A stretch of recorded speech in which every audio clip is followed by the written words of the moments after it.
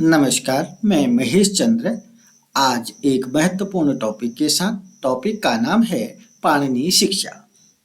पाणिनि शिक्षा में आज हम देखेंगे श्लोक नंबर 6, 7 और 8 में हम वर्ण जो हमने संस्कृत या प्राकृत में 63-64 वर्ण सीखे हैं उनका उच्चारण किस तरीके से होता है इसका आप प्रस्तुत श्लोकों में देखेंगे।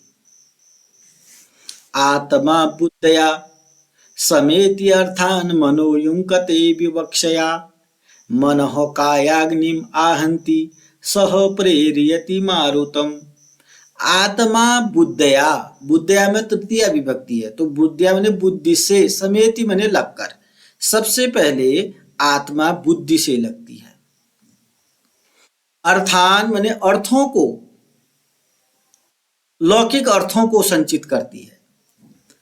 और विवक्षया मैंने बोलने की इच्छा से, विवक्षया बोलने की इच्छा से, मनोयुङ्क्ते मैंने मन से युक्त हो जाती है। तो आत्मा जो शरीरस्थ चेतन तत्व है वो सबसे पहले बुद्धि से लगती है, ठीक है ना। आत्मा का वायर आपने कनेक्ट किया बुद्धि से, ये मान के चलिए, और वह बुद्धि जो है अर्थों को संचित करती है। अर्थान माने अर्थों को संचित करती है, और अर्थों को जब संचित करती है तो बोलने की इच्छा होती है। तो बोलने की इच्छा से वो बुद्धि नामक जो वायर है वो कनेक्टेड हो जाता है मन से, मनोयुङ्क्ते, मन से युक्त हो जाता है। तो आप आत्मा, बुद्धि और मन को कनेक्टेड करिएगा कोई अर्थ को बोलने के लिए। क्लियर है ना। पहली पंक्ति होगी आत्मा बुद्धया समेति, अर्थात आत्मा बुद्धि से लगकर अर्थान विवक्षया, अर्थों को बोलने की इच्छा से, मनोयुङ्क्ते मन से युक्त होती है। आत्मा बुद्धि मन कनेक्टेड हो जाते हैं जब कोई अर्थों को बोलने की इच्छा होती है। क्लियर। मनः कायाग्निम आहन्ति, मन जो है कायाग्नि को आहत करता है। आहन्ति माने आहत करता है। आहत करने का मतलब है उद्दीप्त करता है। मन जो है कायाग्नि, कायाग्नि का मतलब क्या बोला, जठराग्नि। कायाग्नि का मतलब शरीर की अग्नि, काय माने शरीर होता है बच्चों, इसको जठराग्नि भी कहते हैं। जठराग्नि का मतलब जो पेट में होती है अग्नि। आपने सुना होगा साहित्य में 3 प्रकार की अग्नि होती है। एक तो जठराग्नि है जो हमारे पेट में पाई जाती है, एक बड़वाग्नि है जो बाढ़ के रूप में आती है, एक दावाग्नि है जो जंगल में लगती है आग। तो कायाग्नि जो है, कायाग्नि को मन आहत करता है, उद्दीप्त करता है ना। मनः कायाग्निम आहन्ति, मन जो है कायाग्नि को आहत करता है या उद्दीप्त करता है।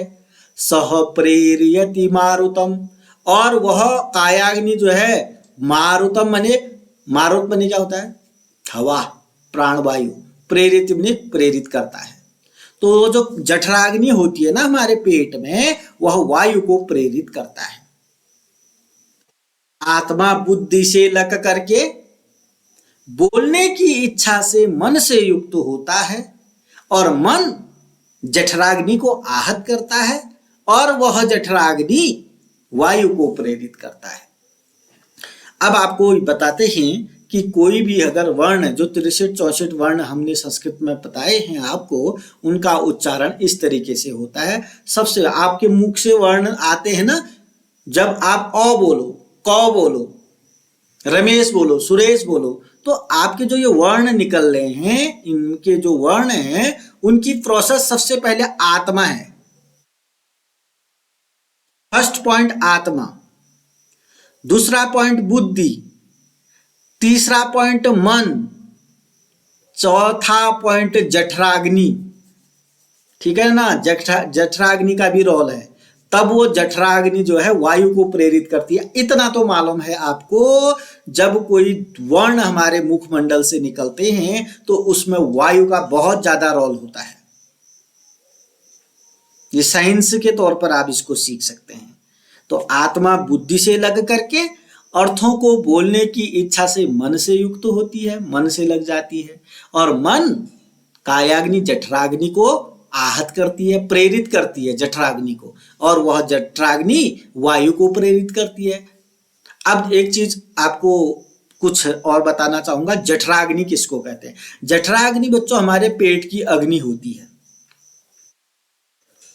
इसके बारे में अगर आप कुछ 2-3 लाइन सुन पाएंगे तो अच्छा रहेगा। जब पेट की अग्नि होती है, हमारा पेट जो है, पेट में जठराग्नि जो हमारे खाना को पचाने का काम आता है, अगर यह जठराग्नि नहीं होती तो हमें हमारा जो खाना खाते हैं वह खाना जो है पचता नहीं है, पचता नहीं। तो इसलिए कहते हैं हमारी जो मशीन कहते हैं ना, मशीन, पेट की जो मशीन कहते हो ना, इसकी मशीन खराब है, इसकी मशीन, तो ये मशीन जो है जठराग्नि का ही नाम है। अग्नि, खाने को पचाने का कार्य कौन कर सकती है? अग्नि कर सकती है। हीट होती है हमारे पेट में, गर्म। तो पेट की अग्नि की सामर्थ्य इतनी होती है, हम कुछ भी खाते हैं ना, आराम से वह पच जाता है। 2, 4, 5 जितना भी समय घंटे लेता है उतने समय में वो पच जाता है। वह पचने का कारण है जठराग्नि। जठराग्नि अगर स्ट्रांग नहीं होगी तो तुम्हें खाना पचेगा नहीं।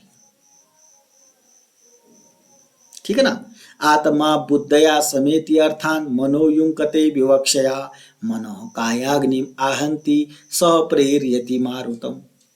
आत्मा नाम शरीरस्थ चेतन तत्व बुद्धि द्वारा लौकिक अर्थों का संचय कर बोलने की इच्छा से मन का योग प्राप्त करता है।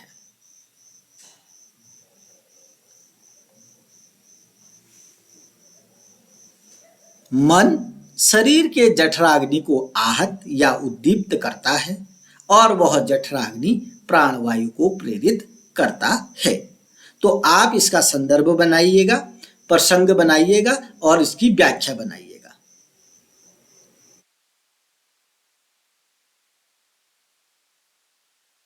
कमेंट बॉक्स में बताएंगे कि अग्नि कितनी प्रकार की होती है, उनका नाम लिखेंगे। तो दूसरे नंबर में आप कमेंट बॉक्स में प्रस्तुत श्लोक का संदर्भ लिखेंगे, प्रसंग भी लिखेंगे। पहला संदर्भ है, दूसरा प्रसंग, तीसरा अग्नि कितने प्रकार की होती है। आज के लिए इतना ही। अगले वीडियो में अगले श्लोकों के साथ आपके सम्मुख उपस्थित रहूंगा। तब तक के लिए नमस्कार, धन्यवाद। आत्मा बुद्धया समेति अर्थान मनोयुंकते विवक्षया मनः कायाग्निम आहंति सह प्रेरयति मारुतम। धन्यवाद।